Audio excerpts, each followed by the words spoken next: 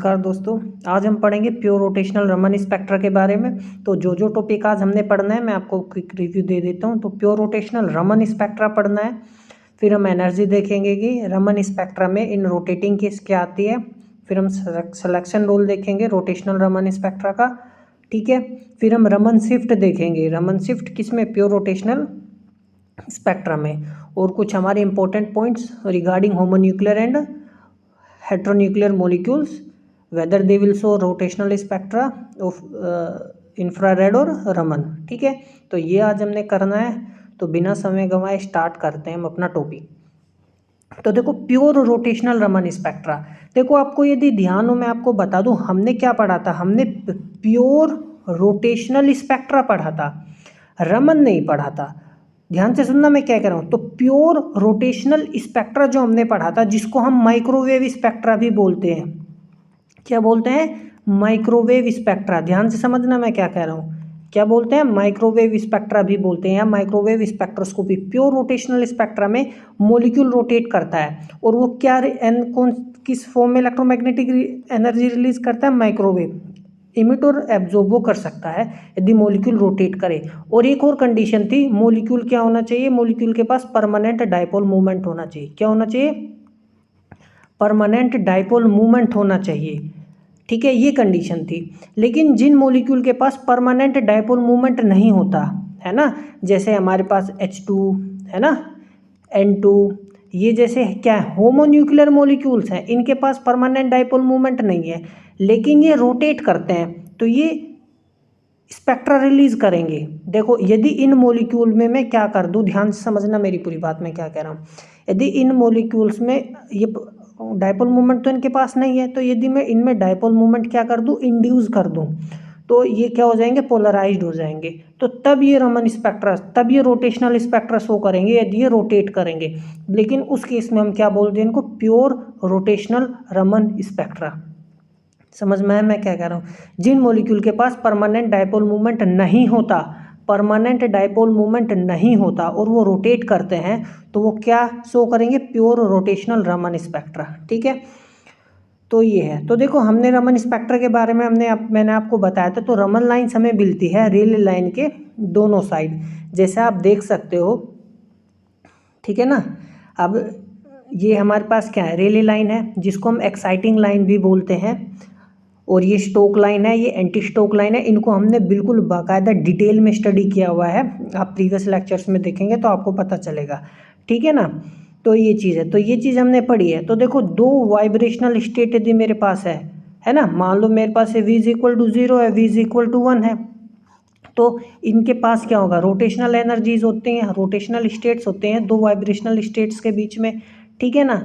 तो इनमें जब ट्रांजिशन होगा तो मेरे पास क्या मिलेगा मुझे, इनमें जब ट्रांजिशन होगा तो क्या होगा, रोटेशनल एनर्जी मिलेगी। तो pure rotational Raman lines appearing on both side of the Rayleigh line arises from transitions of the molecule from one rotational energy, एक रोटेशनल एनर्जी स्टेट से दूसरे रोटेशनल एनर्जी स्टेट में जाएगा of the same vibrational state. आप जानते हो कि दो वाइब्रेशनल, मेरे पास जैसे क्या वाइब्रेशनल स्टेट है, तो इसके बीच में क्या होते हैं, मेरे पास है रोटेशनल स्टेट्स होते हैं, ठीक है ना, समझ में आया।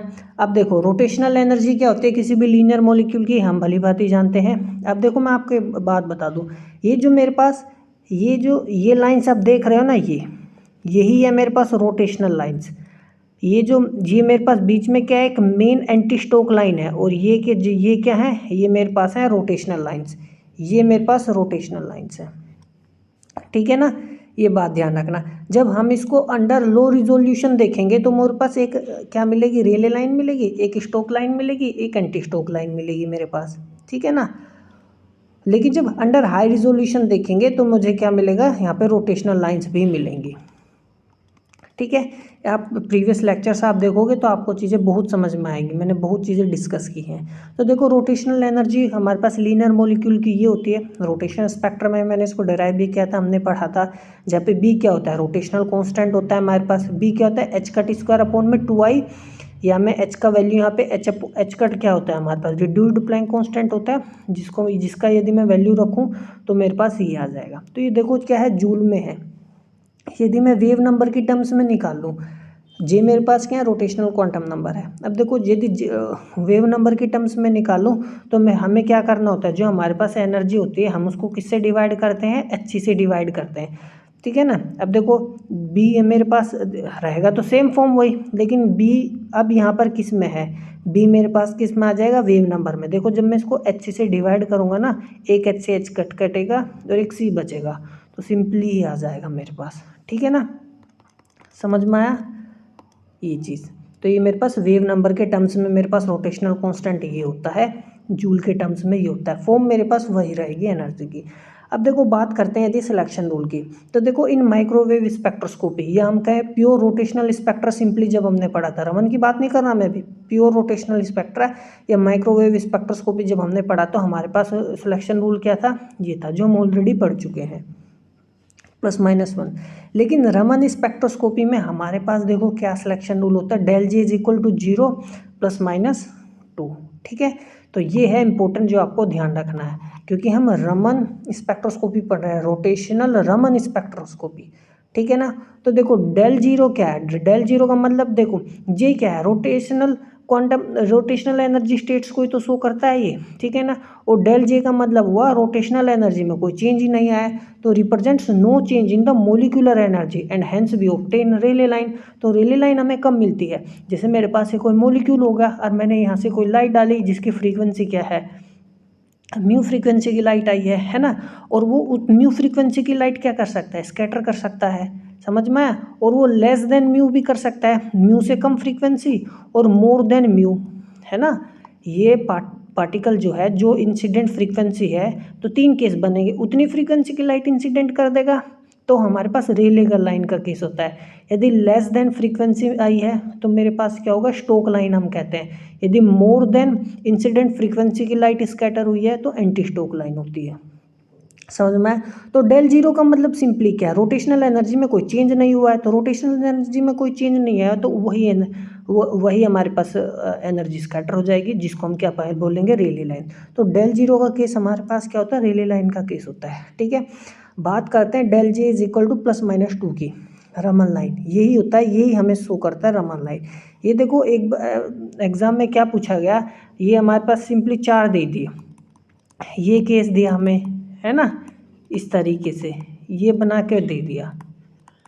अब पूछा गया रमन लाइन कौन से शो करता है, तो आपको पता होना चाहिए रमन लाइन ये शो करता है, रोटेशनल रमन स्पेक्ट्रा ये शो करता है, ठीक है ना। और यदि ए बी सी और डी और 4 ऑप्शन दे दिया जाए और पूछे प्योर रोटेशनल स्पेक्ट्रा, तो सिंपली प्योर रोटेशनल स्पेक्ट्रा का केस ही आ जाएगा। यदि वो प्योर रोटेशनल रमन स्पेक्ट्रा का है, ध्यान से समझो, तो हमारे पास सिंपली क्या है, दोनों आ जाएंगे रमन स्पेक्ट्रा के केस में, ठीक है ना।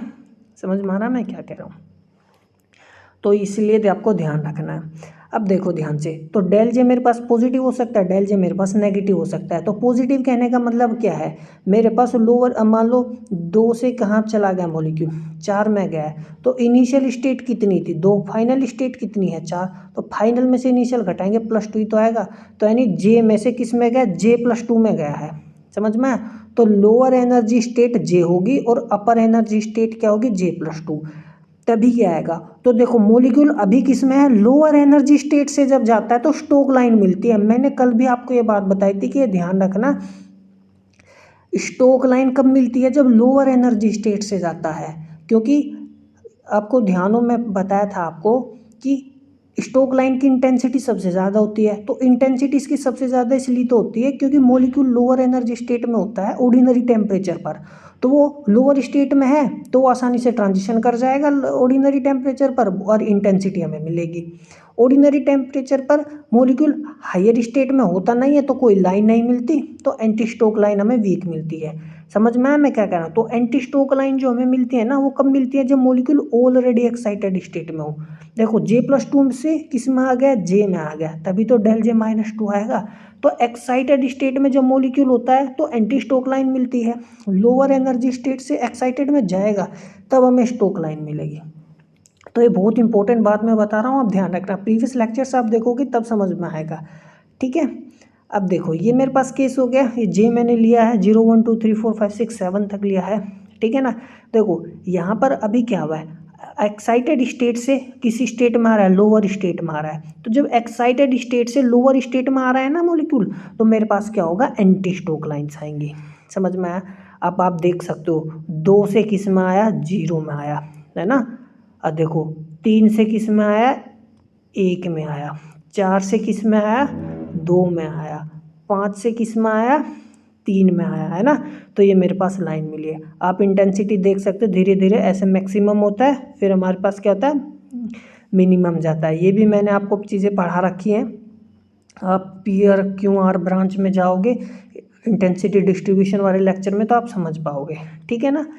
तो ये है, तो हो गया सिंपली मेरे पास। अब देखो लोअर स्टेट से अपर स्टेट में जा रहा है, ठीक है ना, यहाँ पे, तो ये मेरे पास स्टोक लाइन का केस होगा। कोई दिक्कत है तो देखो, ये मेरे पास जो पहली एंटी स्टोक लाइन है और पहली स्टोक लाइन है, इन दोनों के बीच में कितना डिफरेंस है, 6b का डिफरेंस है। किसका कितना डिफरेंस है, 6b का, ठीक है। अब ये आया कैसे, क्या है, अभी हम उसको मैं आपको अभी बताता हूँ, ठीक है। अब देखो, for rotational Raman lines the selection rule is del j plus minus 2। हम भली बात ही जानते हैं, जैसे मैंने आपको अभी बताया, ठीक है ना, कि प्लस हमारे पास जो सिलेक्शन रूल होगा रमन लाइन के केस में वो प्लस माइनस 2 होगा। तो जो वेव नंबर होगा रोटेशनल रमन लाइन्स का वेव नंबर देखो क्या है। अब देखो ध्यान से गौर से देखना, तो रमन लाइन हमारे पास जो मिलती है ना, रमन लाइन हमारे पास जो रमन लाइन मिलती है वो क्या होती है, रेले लाइन में कुछ प्लस माइनस ही तो होता है। मतलब रेले लाइन से ज़्यादा मिलेगी या रेले लाइन से कम मिलेगी, ठीक है ना। अब रेले लाइन में देखो कुछ प्लस माइनस होने का मतलब क्या है, ये एनर्जी क्या कहाँ से मिलती है, मॉलिक्यूल प्रोवाइड करता है। अब देखो ध्यान से सुनना मेरी बात, ये मेरे पास एक पार्टिकल हो गया, यहाँ से एनर्जी कितनी आई, म्यू फ्रीक्वेंसी की लाइट आई, ठीक है ना। लेकिन मॉलिक्यूल ने कुछ एनर्जी इसको दे दी, फोटोन को, तो फोटोन ने क्या कर ली, एनर्जी एब्जॉर्ब कर ली। तो ये मेरे पास आई इंसिडेंट थी, तो फोटोन ने क्या कर ली, एनर्जी एब्जॉर्ब कर ली। समझ में आ गई बात, ठीक है। देखो इंसिडेंट एनर्जी कितनी थी, एच म्यू आई थी, और फोटोन मॉलिक्यूल ने फोटोन को कुछ एनर्जी दे दी इंसिडेंट फोटोन को, तो इंसिडेंट फोटोन की देखो एनर्जी कितनी होगी, मान लो ये होगी, कितनी एनर्जी, एच म्यू एनर्जी दी। यदि मैं फ्रीक्वेंसी पूछूं तो यहाँ कितनी आएगी, स्कैटर्ड फोटोन की फ्रीक्वेंसी ये आएगी। समझ में आया। तो देखो इंसिडेंट फ्रीक्वेंसी यानी जो रेले लाइट है उसमें कुछ ऐड हो गया, तो ये मेरे पास एंटी स्टोक लाइन बनती है। या मैं यदि ऐसा कह सकता हूँ, जो मेरे पास इंसिडेंट फोटोन ने क्या करा, कुछ एनर्जी दे दी मॉलिक्यूल, तो फोटोन में से कुछ एनर्जी घटेगी, और कितनी एनर्जी दी, एच म्यू एनर्जी दी। और ये जो एच म्यू एनर्जी का गेन और लॉस हो रहा है ना, ये वो एनर्जी है जो दो मॉलिक्यूल के बीच में ट्रांजिशन हो रहा है, रोटेशनल एनर्जी के का स्टेट का ट्रांजिशन हो रहा है। समझ में आ रहा है मैं क्या कह रहा हूँ, ठीक है। तो देखो यहाँ पे हमने वेव नंबर के टर्म्स में लिखा है, इसलिए ऊपर इनके बार लगा हुआ है। फ्रीक्वेंसी के ऊपर यदि मैं बार लगा दूंगा तो वो मेरे पास क्या बन जाती है, वेव नंबर बन जाएगी। तो देखो रमन और रेले लाइन तो प्लस माइनस, ठीक है। अब देखो ट्रांजिशन जे प्लस माइनस 2 ही तो है, इसलिए जे प्लस 2 से जे प्लस 2 और ये लिखा हुआ है। यदि मैं प्लस कर दूंगा यहाँ पे तो फ्रीक्वेंसी में कुछ जुड़ेगा, तो कौन सा केस आएगा बता सकते हो, anti stoke line. Anti stoke line में फ्रीक्वेंसी मेरे पास क्या होती है, ज़्यादा होती है। सॉरी, ये वेव नंबर लिखा हुआ है ना, तो वेव नंबर स्टोक लाइन का फ्रीक्वेंसी हमारे पास क्या होता है, musical to c upon lambda ही तो होता है, और 1 अपॉन लैम्डा क्या होता है, वेव नंबर होता है, ठीक है ना। हाँ तो हाँ ठीक बोल रहा हूँ मैं, है ना। फ्रीक्वेंसी ज़्यादा होगी तो वेव नंबर भी क्या होगा, ज़्यादा होगा। तो फ्रीक्वेंसी किसकी ज़्यादा होती है, एंटी स्टोक लाइन की। तो प्लस किसके लिए, एंटी स्टोक के लिए, और माइनस किसके लिए, स्टोक के लिए। समझ में आ गया, ठीक है। अब देखो, अब मेरे पास इस स्टेट से आया, तो वेव नंबर के टर्म्स में मेरे पास मैंने अभी ऊपर बताया था हम कैसे लिखते हैं, ऐसे ही तो लिखते हैं वेव नंबर के टर्म्स में, बी जे और जे प्लस 1 में यही था। तो जे प्लस 2 है तो यहाँ जे प्लस 2 लिखूँगा, जे प्लस के 2, या जे प्लस 2 लिखूँगा तो ये 3 हो जाएगा। तो देखो वही केस बन गया, ठीक है। और ये वेव नंबर है, ये वेव नंबर ई जी से लिख लो या किस एफ से भी लिखते हैं, बस वेव नंबर के टर्म्स में लिखा हुआ है। तो ये वेव नंबर के टर्म्स में मैंने एनर्जी लिख दी स्टेट्स की, ठीक है। अब देखो इसको सोल्व करेंगे, बच्चों वाला खेला आप कर लेना, इसको प्लस माइनस करना है। तो हमारे पास सिंपली बी जे प्लस 6 4 जे प्लस 6 आ गया, 4 बी मैंने बाहर ले लिया तो जे प्लस 3/2 आ गया, ठीक है ना। ये मेरे पास यहाँ सिंपली क्या होगा, रमन लाइन। ये फॉर्मूला आप याद भी रख सकते हो या तुरंत निकाल भी सकते हो, वो आप पे डिपेंड करता है। और जे मेरे पास क्या है, लोअर एनर्जी स्टेट है ना, जे, ये जो जे है ना, ये लोअर एनर्जी स्टेट है, लोअर एनर्जी स्टेट वाला जे है, कोई दिक्कत है। तो देखो, तो ये मेरे पास आ गया, तो आपको 4b(J+3/2) याद रखना है, ये आप तुरंत के तुरंत निकाल सकते हो। अब देखो रमन, ये मैं इधर ले आऊँ तो क्या होगा, रमन में से क्या फ्रीक्वेंसी सब्ट्रैक्ट होगी, रिले लाइन की फ्रीक्वेंसी सब्ट्रैक्ट होगी ना होगी। और ये मेरे पास क्या आएगा, यही तो है ये, तो यही तो रमन शिफ्ट हो गया ना। पर रमन लाइन में से रेलवे लाइन का बीच का जो डिफरेंस है वो वेव नंबर के टर्म्स में आप ये जो आप ऊपर देख सकते हो, ठीक है ना, ये मैं डायग्राम से भी मैंने आपको ये रमन शिफ्ट है, जिसको हम रमन डिस्प्लेसमेंट भी बोलते हैं। अब जैसे मान लो ये लाइन मेरे पास कितने वेव नंबर पर है, ये 50 सेंटीमीटर इनवर्स है, एज्यूम कर लो, ठीक है ना। और ये मान लो मेरे पास कितने वेव नंबर पर है, 20 सेंटीमीटर इनवर्स पर है। तो 50 में से रेले और ये घटा दो तो 30 का डिफरेंस आ गया, नहीं आ गया, है ना। तो ये चीज़ मैं आपको बता रहा हूँ, ठीक है ना। प्लस साइन मेरे पास रमन के वो एंटी स्टोक के लिए और माइनस साइन स्टोक लाइन के लिए। अब देखो ध्यान से, अब यदि मैं 0 रखूँगा तो मेरे पास पहली लाइन आएगी, देखो ये वाली, जे का वैल्यू 0 रखो तो ये मेरे पास 6 भी आएगा, है ना। यहाँ पे जैसे ही मैं यहाँ 0 रखूँगा तो 6 भी आ गया, यहाँ 1 रखूँगा तो मेरे पास ये कितना बनेगा, 4b, ये मेरे पास 5/2, ये कट जाएगा, ये कितना आएगा, 10b बन जाएगा। समझ में आ गई बात। तो ये मेरे पास दूसरा केस बनेगा, ये 10b का बनेगा, ये 6b और ये 10b, 14b, इस तरीके से बनेगा। दोनों साइड सिमेट्रिक केस होता है, तो सिमेट्रिक लाइंस मेरे पास आएंगी, ठीक है। अब तो देखो क्या क्या आ रहा है, तो 6b line, 10b line, 14b, 18b, तो पहली लाइन का वेव नंबर 6b, ठीक है, दूसरी लाइन का 10b, तीसरी लाइन का 14b। अब देखो दोनों लाइन के, दो स्पेक्ट्रल लाइन के बीच का डिफरेंस कितना आ रहा है, मेरे पास 4b आ रहा है। आपको मैं एक इंपॉर्टेंट बात बता दूं, रोटेशनल केस में ना दो स्पेक्ट्रल लाइन के बीच का डिफरेंस 2b आया था, लेकिन रमन रोटेशनल स्पेक्ट्रा के इसमें दो लाइन के बीच का जो डिफरेंस होगा, स्पेक्ट्रल लाइंस के बीच का डिफरेंस, वो कितना आएगा, 4b आएगा, ठीक है। तो इम्पोर्टेंट है, बात ध्यान रखना। ये बात आगे चलते हैं, कुछ इंपॉर्टेंट पॉइंट। अब जैसे मैंने बताया था, जो प्योर रोटेशनल मोलिकुलर स्पेक्ट्रा होता है हमारे पास, देखो इसमें रमन नहीं लिखा हुआ कहीं, इसमें रमन नहीं लिखा हुआ, तो वो कौन शो करता है, जिनके पास परमानेंट डाइपोल मूवमेंट होता है। तो इसका मतलब क्या हुआ, जो होमोन्यूक्लियर है, जिनके पास जैसे H2O2N2, इनके पास तो डाइपोल मूवमेंट नहीं होता। सिमेट्रिक लीनियर मोलिक्यूल है, इनके पास डाइपोल मूवमेंट नहीं होता, तो ये रोटेशनल स्पेक्ट्रा शो नहीं करते, ये मैंने आपको पहले भी बताया, समझ में। तो फिर ये क्या शो करेंगे, ये होमोन्यूक्लियर मोलिक्यूल, ये homonuclear molecule rotational Raman spectra show करेंगे। ये प्योर रोटेशनल स्पेक्ट्रा शो नहीं करेंगे, माइक्रोवेव वाला स्पेक्ट्रा शो नहीं करेंगे, ये रमन स्पेक्ट्रा शो करेंगे, जिनके पास डाइपोल मूवमेंट नहीं है। पहली तो बात ये। दूसरा देखो, यदि किसी मोलिक्यूल के पास सेंटर ऑफ सिमेट्री है, जैसे H2 है, O2 है, यही तो है, सेंटर ऑफ सिमेट्री है या नहीं है। ऑक्सीजन है, सेंटर ऑफ सिमेट्री है या नहीं है, बिल्कुल है। CO2 है, CO2 क्या होता है, C, यही तो होता है। तो ये सेंटर ऑफ सिमेट्री है। तो जिन मोलिक्यूल के पास सेंटर ऑफ सिमेट्री होता है ना, वो will be observed in the Raman as in the infrared. मतलब कहने का मतलब है, देखो ये आपको मैं भी यहाँ पे, हम इसको म्यूचुअल एक्सक्लूजन प्रिंसिपल जब मैं अगली बार पढ़ाऊँगा आपको, तब उसमें ज़्यादा समझ में आएगा।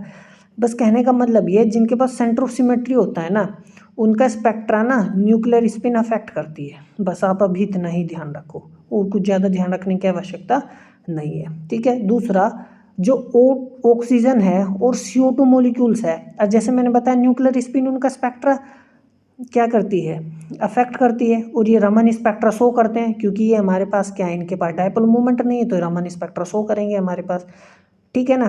तो इनमें एक खास बात ये होती है कि इनकी अल्टरनेट लाइन एब्सेंट होती है, एक लाइन मिलेगी फिर अगली नहीं मिलेगी, एक फिर वह मिलेगी, ये नहीं मिलेगी, कोई दिक्कत है। जैसे कि एग्जाम्पल के तौर पर ऑक्सीजन के केस में ना क्या होता है, every even line is missing and thus every transition level Z 0 2 4, मतलब J का वैल्यू 1 वाली मिलेगी, 3 मिलेगी, 5 मिलेगी, 7 मिलेगी, ये नहीं, 0 वाली नहीं मिलेगी, 2 वाली नहीं मिलेगी, 4 वाली नहीं मिलेगी, वो मिसिंग होती है। ठीक है ना, बस आपको इतना ध्यान रखना है, को ज़्यादा आवश्यकता इतना इधर उधर करने की नहीं है।